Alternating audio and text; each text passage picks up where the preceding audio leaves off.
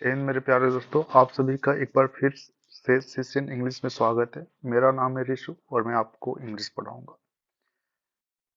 जैसा कि हम एक अपना बैच स्टार्ट कर चुके हैं, जिस बैच का नाम है बॉटम टू टॉप बैच। उस बैच का हमने प्लेलिस्ट भी बना दिया और उसमें हमने लेटर्स का एक वीडियो अपलोड भी कर दिया है। प्लीज जाएं, उस वीडियो को देखें और पसंद आए तो अपने दोस्तों के बीच में शेयर भी करें और सब्सक्राइब भी करें चैनल को। इस सारी चीजें हमने पढ़ी थी लेटर्स के बारे में। तो आज का जो हमारा टॉपिक है, दैट टॉपिक इज वर्ड। हम किसको डील करने जा रहे हैं? वर्ड नाम के टॉपिक को।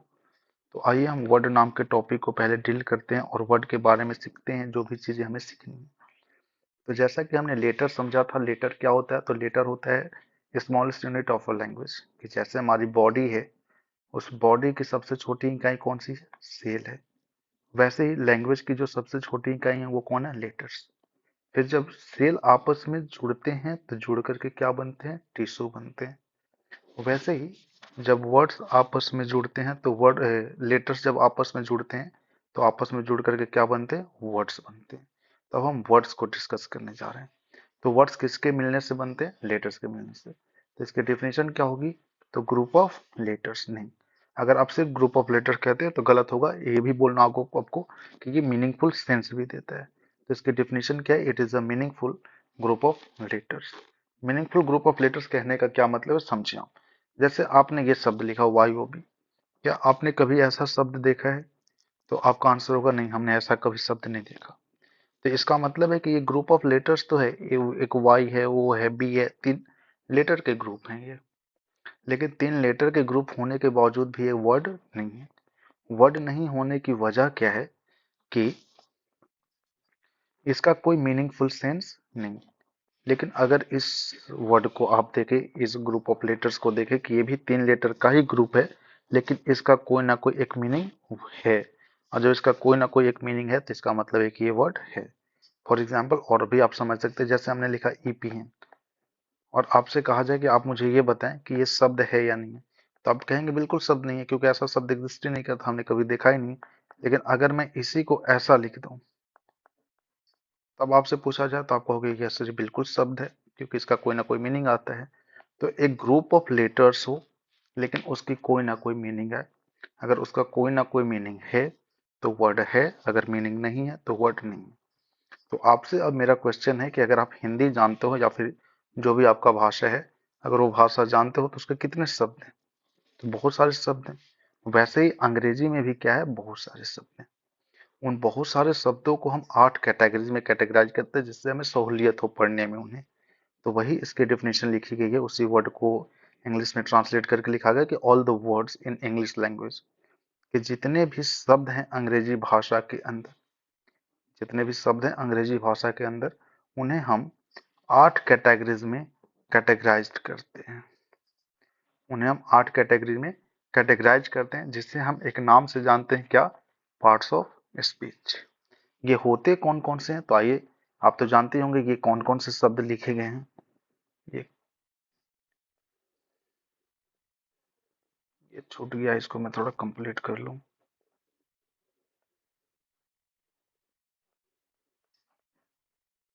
ये है,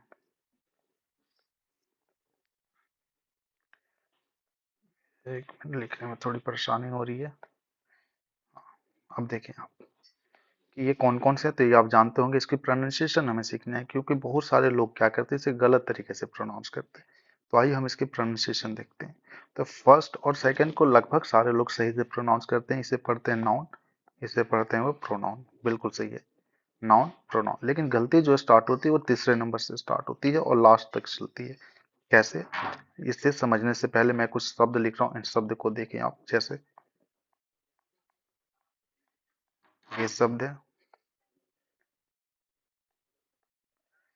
ये शब्द है, ये मैथमेटिक्स में आपने पढ़ा भी होगा।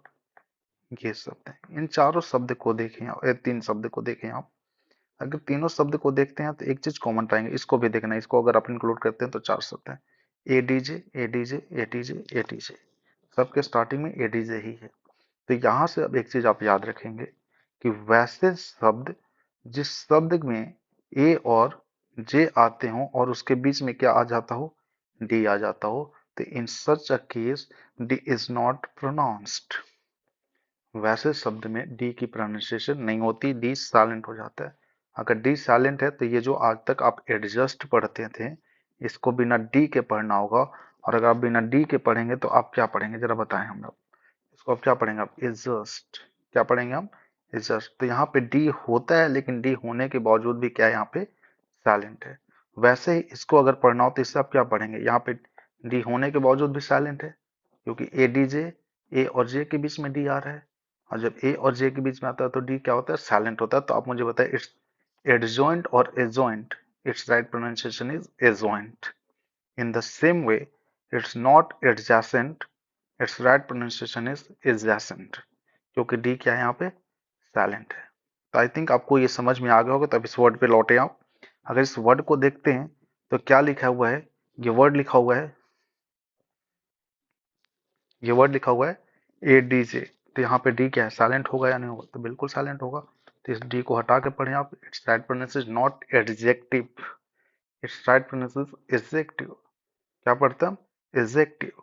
डी को साइलेंट कर देते हैं। वैसे अगर आप फोर्थ नंबर में ये जो शब्द लिखा है, इससे भी आप गलत तरीके से पढ़ते हैं। इसे आप गलत तरीके से कैसे पढ़ते हैं, बहुत सारे बच्चे इसे कहते हैं वर्ब। पर मेरे प्यारे बच्चों, इसे हम वर्ब नहीं पढ़ते हैं। इसे हम क्या पढ़ते हैं, तो भी से भ नहीं होता, भी से क्या होता है, वी से व होता है। क्या होता है, व। वैसे और भी शब्द देखे, जैसे मैं कुछ शब्द लिख रहा हूँ, इन शब्द को प्रोनाउंस करें आप।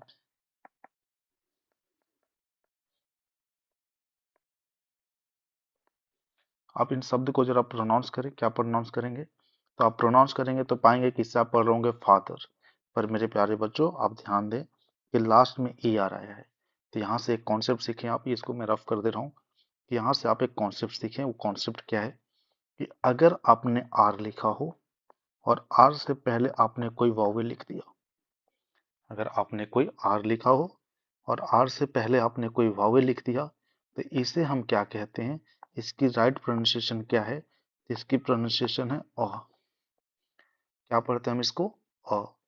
तो देखो यहाँ क्या, आर से पहले वावेल है या नहीं है। यहाँ पे भी अगर आप देखते हैं तो यहाँ पे भी आर से पहले वावेल है, यहाँ पे भी आर से पहले वावेल है।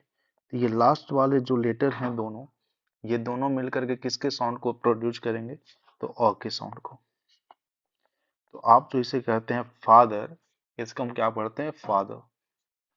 इसे पढ़ते हैं हम फादर, मदर, सिस्टर, यंगस्टर, एक्टो। इसे हम क्या पढ़ेंगे, एक्टो। ठीक है। तो वैसे अगर आप यहाँ देखते हैं तो क्या आज से पहले ये जो ई आ रहा है, वावेल है या नहीं है, तो आपको वावेल है, तो इसको हम क्या पढ़ेंगे, व। और इसको हम क्या पढ़ेंगे, व। इसको हम बी फॉर व। इसको हम कैसे पढ़ेंगे, व। क्या पढ़ेंगे हम, वर्ब, वर्ब नहीं। लेकिन हाँ, ये बात आप एक चीज और याद रखेंगे कि अगर यही वावेल आर के बाद आ जाए, तब इसको हम र पढ़ते हैं। जैसे रिक्वेस्ट, रोड।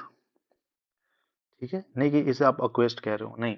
अगर आर से पहले आ रहा हो तब आप पढ़ेंगे, लेकिन आर के बाद आ रहा हो तो र पढ़ेंगे। तो इसको हम क्या पढ़ेंगे, वर्ब। इन द सेम वे, अब आप इस फिफ्थ वर्ड को देखें। फिफ्थ वर्ड को अगर आप देखते हैं तो आप पाएंगे कि ए डी वी लिखा हुआ है। तो क्या यहाँ पे भी आप डी को साइलेंट कर देंगे क्या, डी को साइलेंट यहाँ हम नहीं करेंगे ना। क्यों नहीं करेंगे, क्योंकि डी को हमको साइलेंट कब करना है, जब ए और जे के बीच में हो। तो क्या यहाँ ये ए और जे के बीच में है, तो नहीं है। अगर यहाँ ये ए और जे के बीच में नहीं है तो डी को साइलेंट हम नहीं करेंगे। तो यहाँ हम इसको क्या पढ़ते हैं, इसको बस हमें माइंड करना है। तो इसको हम पढ़ेंगे एड, एड वर्ब। क्या पढ़ते हैं हम, adverb. In the same way next अब देखें आप वर्ड, ये क्या लिखा हुआ है, इसे बहुत सारे लोग पढ़ते हैं प्रीपोजिशन, पर इसे हम प्रीपोजिशन नहीं पढ़ते। ये जो वर्ड है इसको हम प्रोनाउंस लाइक दिस, प्रे। क्या पढ़ते हैं हम, प्रे। और यहाँ पे ओ साइलेंट होता है, इस ओ को प्रोनाउंस हम नहीं करते। तो यहाँ ओ को छोड़ते हैं। अब जैसे पोजीशन कहते हैं, अब आप क्या कहेंगे, ओ हट गया तो पोजीशन। तो प्रे पोजीशन, प्रे पोजीशन। क्या पढ़ेंगे हम, प्रे पोजीशन। वैसे अगर आप 7 नंबर का वर्ड देखते हैं तो बहुत सारे बच्चे क्या करते हैं, इसको एन के बिना पढ़ जाते हैं। इसको कहते हैं कंजक्शन। कंजक्शन नहीं होता, यहाँ एन होता है, यहाँ एन होता है, तो इस एन को हम प्रोनाउंस करते हैं। और जब प्रोनाउंस करते हैं तो इसको हम क्या कहेंगे, कन, इसको तो पढ़ेंगे हम कन, और इसको हम क्या पढ़ेंगे, जंक। क्या पढ़ते हैं हम, जंक, कन जंक्शन, कन जंक्शन। जैसे आप पढ़ते होंगे जंक फूड, जानते होंगे, आप जानते होंगे जंक्शन, वैसे इसको हमको क्या पढ़ना है, कन जंक्शन, कन जंक्शन। ठीक है, वैसे नेक्स्ट वर्ड पे पढ़ते हैं, इसको क्या कहते हैं, जैसे इसको पढ़ते हैं लोग कंजंक्शन, वैसे इसे बोल देते हैं इंटरजेक्शन, पर ये इंटरजेक्शन नहीं है। इसे हम क्या पढ़ते हैं, तो इसे हम पढ़ते हैं, पहले आप यहाँ तक देखें, यहाँ तक देखिएगा तो ई आर को हमें क्या पढ़ना है, आर से पहले वाउल है, अगर आर से पहले वाउल होता है तो हम इसे क्या प्रोनाउंस करते हैं, अ, तो हम इसको क्या पढ़ेंगे, अ। तो यहाँ पे ये हो गया इंटर, इंटर, और जे से ज होता है और ई से ए होता है, इंटरजेक्शन, इंटरजेक्शन, इंटरजेक्शन नहीं कहते, इंटरजेक्शन।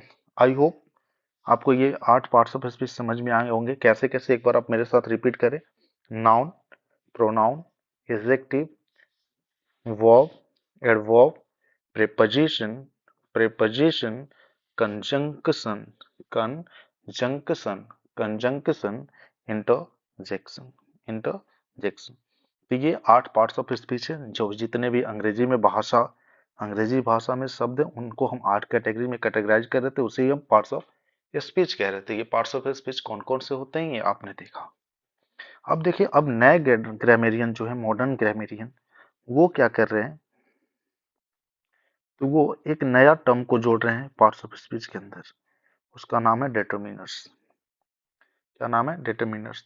तो डिटरमिनर्स को ही हम क्या कहते हैं, नाइन्थ पार्ट्स ऑफ स्पीच। आज कौन कौन से होते हैं आपने देखा, नाइन्थ कौन होते हैं, डिटरमिनर्स। हो सकता है आगे आने वाले दिन में ग्रामेरियन जोड़ दे, और जोड़ करके हमें determiners ninth parts of speech के रूप में पढ़ने को मिल जाए। ठीक है, तो चलिए, आई होप आपको यहाँ तक वीडियो ये समझ में आई होगी। नेक्स्ट क्लास में हम सेंटेंस को जिक्र कर रहे होंगे। ठीक है, चलिए, तो फिर मुलाकात होगी हमारी नेक्स्ट क्लास में। Thank you very much, and Jai Hind to all of you.